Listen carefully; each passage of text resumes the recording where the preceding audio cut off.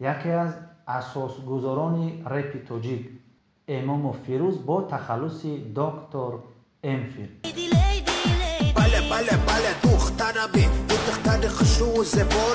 رپ امروزه رو از 10 سال قبل مقایسه کنیم، اگر 10 سال قبل بهتر بود یا اینکه امروز؟ وقت شو بود وزیره دا که وزی رپ قدر تربیوی هست شو هست نامی سه بطلری با قوت مشهور تاجیک گفته میتونه هست بارونه رای دی رای وای وای دلکم جانو دلکم بمارای دلکم یار یاره برای یارکم جانه تو خوشو تو زباد جانی من تو بیا یاده تو نازنین من وزی خدا باشده 3 تا فرزند دارم، منوجود، فاطمه، محمد. ما دیدیم که همه رپ در قرات کردن در کار نیست. رپ ای آزادی سخنه. بطلی که ما کردیم و قطعی دیجی اسماعیل کردگی بدیم 2002-2003 سال بود.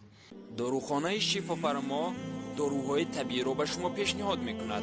اپیمیلیون پاستا برای با قوت کردن مردانگی بدن و همچنین برای حوصله را بلند کردن. مزه هنزل برای درد میان، دست، پا، ریماتیسم. روغن خلبه برای خنک گرفتگی گرده، پیشابدان، پروستات، سنگ و نمک گرده. سمیانوان برای اشتها و بزباله شدن. اینها سبب خدا شفا شفافرما.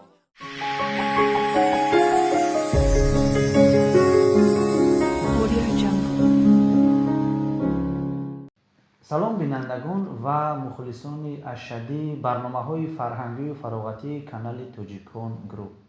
برنامه نوبتی چهره آشنا را تقدیم شما می‌گردانیم و این لحظه ها مهمان برنامه ما هستند یکی از اساسگذاران رپ تاجیک، نفری که یک زمانها میان مردم خیلی مشهور بود، محبوبیت پیدا کرده بود و امروزها نیز مخلصانش زیاد هستند و با درخواست زیاد مخلصان ایشان او را به برنامه خود دعوت کردیم و کوشش میکنیم که یک صحبت جالب خاطرمان پیشنهاد شما کرده باشیم. مهمان ما هستند رپسرای تاجیک امام و فیروز با تخلص دکتر امفیل. خوش آمدید اکبر. و سرابر با مخلصان خود، نفرانی که سرودای شما را 10-15 سال قبل میشنیدند امروزها نیز مخلص شما هستند، چی گفتن یاد دارید؟ اما وقت 3 سال ها بشن با آنها وقت عمری دراز و نصیب شورا با سرودای نو بومدیستان. بله. یک 3-4 سالی نو تا سالی نو با بعدی سالی نو و هم با افیر میبوید با ایسته با گوش کردن میگیرن. بله و مخلصان عزیز، برای اون که نفرانی که تازه به کانال ما پیوستید باید قید کنم که اکثر مردم تاجیک دکتر امفی را با ترانه‌ای که یک زمانها با هنرمند مشهور و خوش‌صدا پروین شکرلایeva ای دیل سروده بودن، خیلی مخلصان زیاد پیدا کرده بود. بله دخترم دختر خشو زباره بله دستش کوزه مرف سوی آب مرف خود دوان نگاه با من. و بیاید اطراف همین ترانه کمی صحبت میکنیم. ترانه چگونه تولید شد؟ پیشنهاد خواندن دویت از جانب کی بود و کدام سال بود؟ پیشنهاد از جانب هردی ما پروینه بود. ایرا ولادی ایوماتov خدا رحمتی аранжировка کردگی بود. این سرود بودن نیم ساعت ما ایرا تشکیل کردگی بودیم و که در اکای غفور میگفتن در پیش استادیون سپارتاک تئاتری لختاب در که در استودیا بود که در ما هم که در سالی 2004 سال ما این سرود زپیس کردگی بودیم. بعد از اون بعد همین سرود یه روز خیلی رادیوی آزیا پلوس یکاترینا اکبر وزان میزنه که بیاین که سرودتون مشهور شده است، مخلصان بسیار گوش کردن. سرود ای دیل، همون بله دخترک زیبا در دست کوزه میرود سوی آب. همین ما کودک بودیم همون سالها بسیار گوش میکردیم این ترانه. توزیره همی سروده گوش میکنن، توزیره پرسموتر بسیار دوره. من دا خمارت تو شعر بیخون، من دا کنارت. اوی من عاشق شدم با بچه‌ی دهاتیه. توزیره دمی شهرم در همه جا اگر ببینن با همی سرودم گوش میکنن. خیلی بسیارتر با سرود با دینوزه سفر و با خونده وای وای دیلکم ها؟ وای وای دیلک. وای وای دیلکم جانو دیلکم دمارای دیلکم یار یاره برای یارکم جانه. تو خوشرو تو زباد جانی من، تو بیا یاده تو نازنین من. ما با فایزگل یوسف و با سیورای کمانزاد خیلی با میروبانی روشن ما خونده دیم. بسیارتر آیمارا بسیارتر سرودای مرا ریمیکس میکردن. بله. با اندیشه شما کدوم همین دویت ها شما رو میانی مردم بیشتر معرفی کرد، شما رو شناختند؟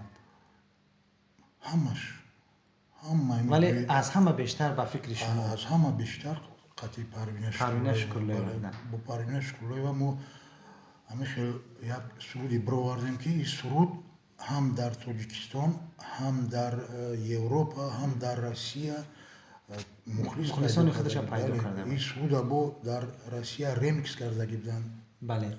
امروز ها چی با پروینه بانو یگان رابطه همکاری دارید یا نه؟ می‌وزی هر کس پای زندگی خودش. ما خدمت وزیر محافظ کار میکنم در یک فیرمای بنفوذی تاجیکستان.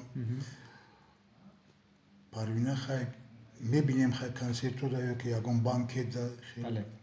این خیلی دیگر که سرود خیلی تصمیم نگرفتید که باز یک دویت دیگر یک جای آماده کنید؟ دارم از یک دویت هست خیلی مخفی است. نصیب تو یعنی نیت دارید که یک دویت نو نه مرا پردلاگات کردن با ما گفتن که بیا یک دویت بگیریم بخونیم. و چند مدت شما روی صحنه نبودید؟ ما شما رو نمیدیدیم، مثلا سرودای نوی شما رو، ریپای نوی شما رو نمیشنیدیم. این مدت در کجا بودید؟ پای چه کار بار بودید؟ شاید یگان مشکلات اویلوی یا زندگی بود؟ نه مشکلاتی یگان چیه، ما پشتی قفای زندگی بودیم. خیلی که این ریپ برای ما این رنگ خوبی بود. ما میپوریدم که میخوندم، نمیپوریدم که نمیخوندم. امروزها رپرانی مشهور تاجیک کیها رو میشناسید و به اندیشه شما از همه رپری خوب این زمان از میان تاجیکان کی است به اندیشه شما؟ همشون رپری خوبن. ما یگون شد جدا کردن نمیتونم. همشون رپری خوبن برای که وزیر از تربیوی خونده سن. او رپری که سالهای قبل حقارت خیلی میخونن حضور نیست. و نیستن. با کم کم که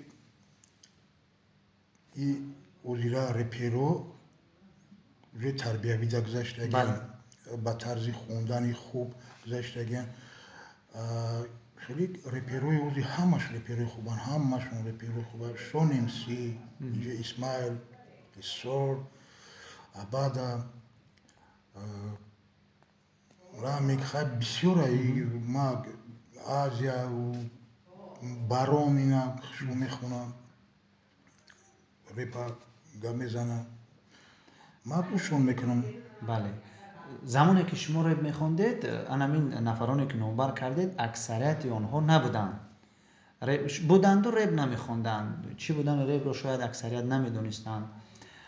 بسیاری مخلصان برای نظرند که شما نیز یکی از اساسگزارانی ریپ تاجیک هستید، چون که زمانی که شما ریپ میخوندید این نفران اکثریت ریپ نمیخوندند. مردم اونقدر ریپ رو قبول نمیکرد، تصورات نداشت و گفتم میتوانید که پیش از شما در تاجیکستان کیها بودند که ریپ میخوندند؟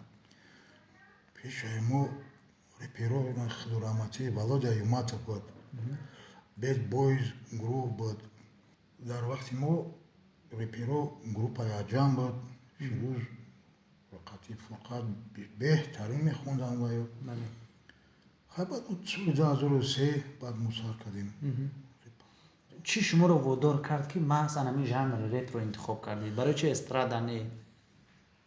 من هست میدیدم همین رپ همین آزادی سخن هم میخواستم همین آزادی سخن این برای من همین یک خوبی بوده میخوندم نمیخوندم. بله. و بعد از پروین شکرلویه باز با چند دختر دیگر نیز دویت خواند. بله، موسرایندگان. تکلیف ها از جانب کی میشد؟ تکلیف ها از جانب مو میشد، از جانب بیو میشدن، بسیارتر از جانب بیو میشدن. یک زمان ها در شبکه تلویزیونی سفینه سرودای شما رو بسیار میموندم، من تماشا میکردم، مخصوصا در چهاربینی های سال نوی، نوروز. امروز ها تماما نمیبینیم. سببش رو در چی میبینیم؟ سببش روزه که از گفتم که از قفوی زندگی دیگه کش رپ رو میموندن و امروز ها نمیمونن. مثلا برای چی؟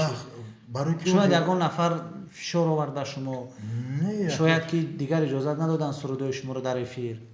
خیلی ممکن همه خیلی باشده، اگر فشار نه که همه خیلی یک چیزی هست که رپ وقتی خوندن باید با ترتیب تربیوی خوندن در کور، خیلی هر جا خوندن در کور نیست. بله. و امروز ها یکان رپی نو، ترانه نو، من در پیش سال نو است برای مخلصان آماده کرده است؟ کردگی میاده تا کردگیم نصیب شورو تو سال نو میبریم با بعد سال نو بود. رپ امروزه رو از 10 سال قبل مقایسه کنیم، اگر 10 سال قبل بهتر بود یا اینکه امروز؟ بهتر وقتی بر اومد یعنی رپ بهترین بود. همه کوشش میکرد که رپی نو شروع خیلی چند سال پیش یا امروز؟ وقت شروع بود وزیره در که وزی رپ قدر تربیوی هست شروع هست قدر با مضمون هم نیست. مضمون اگر دویت بخونه قطعی اگه دختر قطعی باید دختر باید گلوری باید بخیزون یا خیلی نه اینکه بجی خیلی. و امروز ها رپرانی که بطل میکنن، در دوره شما نیز بود هم این بطل ها؟ در دوره ما بود. ما یکمین بطلی که ما کردیم ما قطعی دیجی اسمایل کردگی بدیم 2002-2003 سال بود. وقتی بطلی ما داخلی اقورات چینه بود خیلی زیرش هم اقورات نیست کم طرف خیلی باید نکی بطل باید باشه. رپ در باید بطل باشه. بطل همین رپ اگر بطل نداشته باشه باید رپ نیست. بله. چند بطلی که 2-3 سال اخیر شد کی رو تماشا کردید؟ بطل کی ها رو مثلا تماشا کردید؟ من خودم سودیا بودم. من بطلای که رایدر رو تماشا میکردم، بارون یو رو تماشا میکردم، شون امسی، رالیک، ناویک اینا رو چی؟ یو رو تماشا میکردم. با فکر شما از همه بطلری بقوت در تاجیکستان کی است؟ نامی 3 بطلری بقوت مشهور تاجیک گفته میتونید؟ بارون رایدر یا تا بچه دیگه اورجین که بودی بهترین ستیوپا مالادس ستیوپا. ناویک چی؟ ناویک امسی؟ ناویک خوب. رالیک هم خوبه. شما سه کسا بودیم. بله. یعنی بارون، رایدر، ستیوپا. شون امسی چی؟ شون امسی وایم بهترینه وای در جوش بطل میکنن. بله. وای مالادس وای. شما چی در همین فعالیت کاری خود یگان بطل گذرانده بودی؟ ما 3-4 تا بطل گذراندم که وزی ما در وجود نمیشه. وقتی با کی گذرانده بودید بطل؟ ما قطعی اسماعیل گذرانده بودیم. قطعی 3-4 تا دیگه رپر کی بریده بود همون وقت در مودا بریده نبود. هم خیلی میگذراندیم. شما آگاه شدید که در تاجیکستان گذراندن این بطل برهم دادن؟ من میدونم. بعد از آنه که یک بلاگر با یک رپر نمیخواد بطل کرد و گپای حقارت بسیار زدن. ما زیدی همین حقارتم. ما زیدیم که همین رپ در حقارت کردن در کار نیست. رپ این آزادی سخنه. آزادی سخن گفتن این یک چیز دیگر. آزادی را میخواهید گفتن بگیرم یک درد خدا پرابلم جامعه را، مشکلات جامعه را طریق رپ افشا کردن و مشکلات جامعه ما همین نپرمیر مثال میگیریم وقتی رپ خوندن یکون چیزا میبینی اول الهام میگیری خوندن ва дар бораи реперо бисёр репер мисли шоир аст. бале вай дар бораи Эҷод як хело мекунад. дар бораи мошин мехонад, як хело дар бораи духтар мехонад, як хело дар бораи магазин мехонад, як хело дар бораи растен чи дарахт мехонад.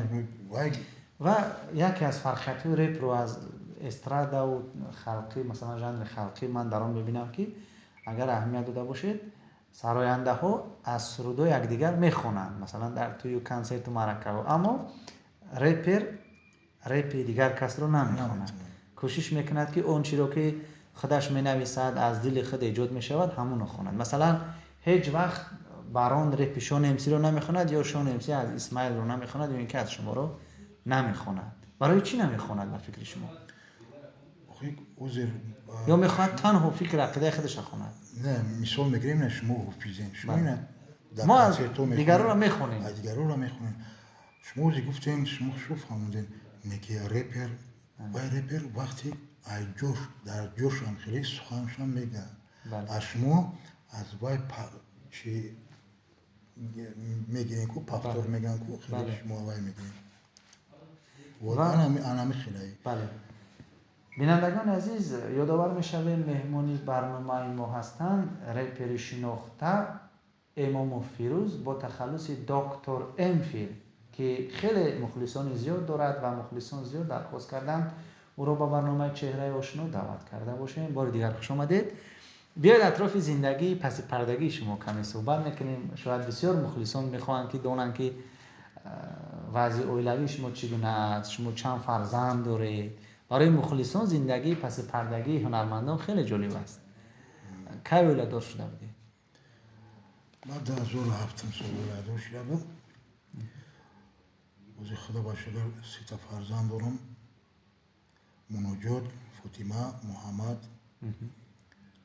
худо ба шукр мактаб мехонам. мактаб миёна мехонам. мактаб миёна мехонам муноҷот. бо ҳам машқ мекунам. касби шуморо чӣ интихоб накарданд? не, касби маро интихоб накардам. машқ. барои чӣ? тамоман завқ надоранд ё худи шумо намегузоранд? завқ надорам. тамоман завқ надоранд.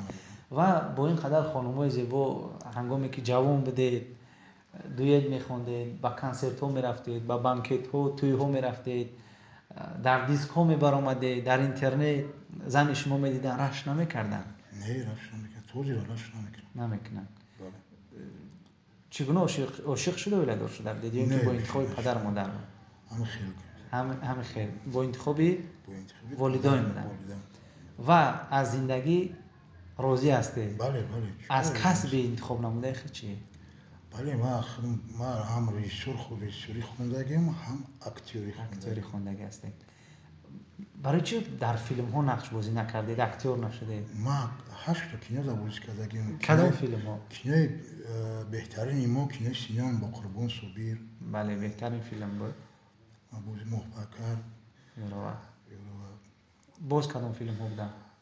филмҳо мо соли 94 филми Ҳазрати Амирҷон 680-солагиш буд. режиссёр Баҳодур Миралибек буд. вай моро дарс медод, группаи моро. дар оҷо мо бозӣ кардагим. баъд эпизодҳо бисёр, ман эпизодҳо бо сарояндаву бо актёро нақш бозӣ кардагим. имрӯзҳо чӣ даъват мекунанд ба филм? даъват мекунанд, вақт нест.